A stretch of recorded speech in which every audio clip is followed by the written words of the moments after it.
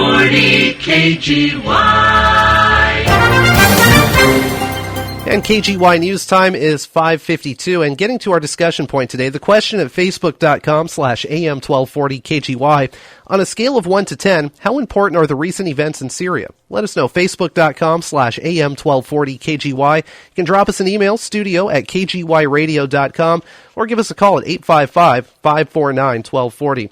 And it's been a busy place, for lack of a better term, the last couple of weeks. And to kind of set the scene, here's correspondent Victoria Newland. We also have reports of regime-led bombing campaigns in homes for the fifth day, tanks, rockets, mortars being used to subdue the resistance and to subdue activists. We continue to have extremely alarming reports from our contacts in Syria about heavy artillery shelling on Zabadani, continuing for the fourth day. No power, no water, no phones, no internet in the city. Reports of some 20 houses destroyed by regime forces. So a terrible, terrible scene overall. And we welcome to the phone line political correspondent John M. Hansen, as well as Brittni Jean. Yay, Brittni. Hi, Brad. Hey, guys. Hi, hey, thanks, Rob. Hey, John. Now, it's an interesting thing overall. Now, if I understand this right, Bashar Assad, who's in charge of the country, is doing unspeakable things against his own people, bombings and things like this. Is that not correct?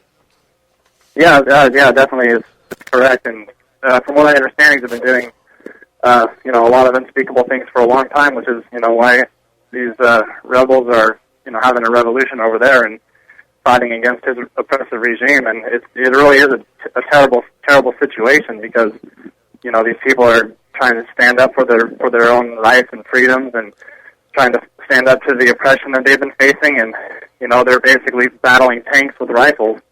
And it's an ugly situation for them. And they're just getting hammered hard right now. Yeah, it is definitely a terrible situation. And it's interesting you mentioned on Facebook earlier that other countries got to step up and kind of take control, because there's a guy that would agree with you. Now, Amnesty International is joining in the growing chorus of people that are calling for Russia to join forces with the United Nations to end the bloodshed, and of course against the Assad regime in Syria altogether. And advocacy director Sanjeev Berry is saying that there are painful reminders on the ground in Syria going back to Saturday. That's when the UN Security Council failed to draft a resolution demanding Assad's ouster, and Berry says that more than 200 people have been killed in Syria since Saturday. There needs to be an arms embargo so that the Syrian government can't get its hands on any more weapons.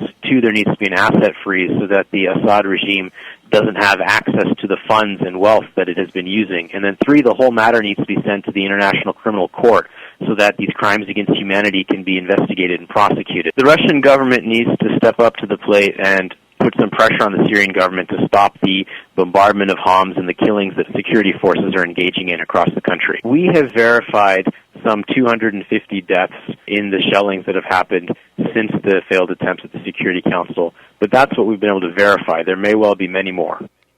You got to agree with that too, John, right? Yeah, definitely. And there's actually been, if you look back since March, I believe it was when the revolution started. I think there's been as of January, they calculated there had been 5,400 deaths, among this whole fighting that's been going on over there. And they kind of lost track, and they really don't know what the exact number is. But it's just been, a bloody mess, and especially it's just been terrible the last couple weeks, and it's been terrible. I was reading about, kids and pregnant women, going out and getting sniped and killed, and it's just a horrible situation. And I agree that Russia does need to step up to the plate. I find it unfortunate that they're not. And from what I read, it sounds like a lot of that they have ties with Syria, and they're supplying a lot of arms for Syria. And so I think that might have to play, or that might play into what's going on. But that's what we, America really needs to pressure, Russia and other countries to step up to the plate. It just seems like so many people rely on us to, to police the world and to handle these situations and to help out in these situations when, in reality, we're going broke in our country and we really need to focus on home. But, it's a tough situation. At the same time, you think, we should help how we can because there's just terrible, terrible things that are going on over there right now. Right, I agree with you. These rebels need our help. Yeah, no, I totally agree with you. We kind of have our own problems, but at the same time, we can't just leave people hanging to be slaughtered. And like you described, there's no really, I guess, humane way to look at it. I mean, there's no safe group. I mean, you're talking women and children. That's a crazy, horrible thing.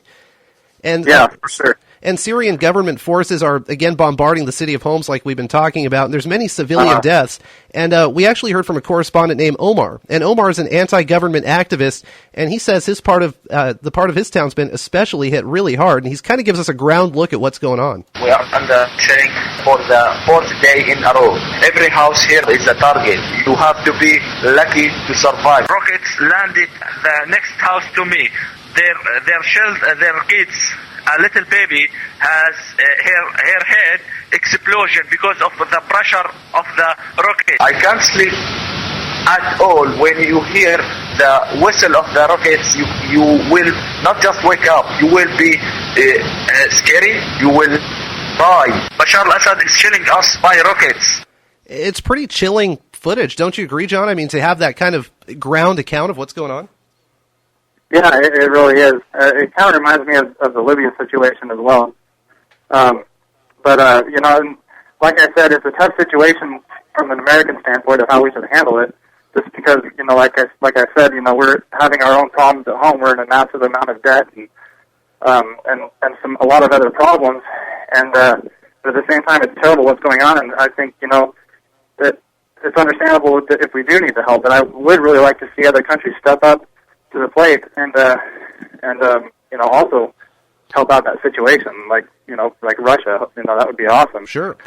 Would you agree with the fact, though, that this could be a gateway into World War III? Because, I mean, geographically, when we look at Syria, it's in a very important place in the world right now. Yeah, and I'm not really sure about World War III. I think it could be if we handle it the wrong way. I just think we need to be you know, we all just need to be really careful of the situation. And I wouldn't mind seeing kind of what we did with Libya. You know, we launched missiles from afar to help the rebels in Libya, and I wouldn't mind seeing something like that, you know, at the minimum amount of cost possible. And I'd like to see it done constitutionally as well, because before President Obama didn't get approval from Congress to do that with Libya, which you're supposed to do constitutionally. But I would like to see that at the minimum amount that we you know, use the minimum amount of help possible without getting ourselves into too much debt. Because if you look at the numbers, like most Americans, like look at this number here, like 15% of Americans think that we shouldn't bring military action into Iran right now. And if you think about that, Iran is like really right now is our number one kind of most feared enemy and our biggest concern. And if, 15% say we should go to Iran. That's what I meant to say. But if 15% of Americans think we should take military action against Iran, then, you know, obviously more of them are going to think that we shouldn't be taking military action against the country that isn't as big of a concern to us. Yeah, no, I can totally see that. It's an interesting thing going on, but it is kind of reminiscent of what happened in Egypt last year and, like you said, Libya. And it'll be interesting to watch and just see how it all unfolds, because it's some bad news for sure. Yeah, And the way I look at it too is like, you know, I just look at our situation here in America, you know, and I kind of like compare it to this analogy. Like, say I'm making at home, me and my family, I'm making $50,000 a year. You know, let's say I'm also $500,000 in debt. You know, it would be irresponsible to me to use that money to go, and let's say I'm also spending more money than I'm taking in, which is exactly what the federal government's doing right now as well. And so if I'm going out and spending that money helping other people, that's not being very responsible, and the people that are going to get hurt are my kids and my family. Yeah, because ultimately I'm just going to drive myself more in debt.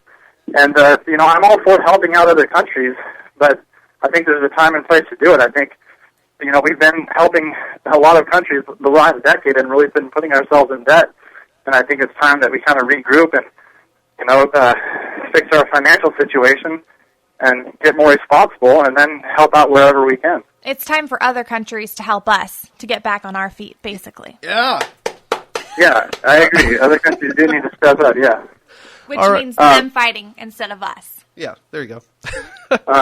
Well, thank you, John, for calling in. We must get to news time, but that's our political correspondent, John M. Hansen. And thank you for calling in, man. We'll talk to you next week. Okay, sounds good. Have a good night, guys. AM 1240 KGY.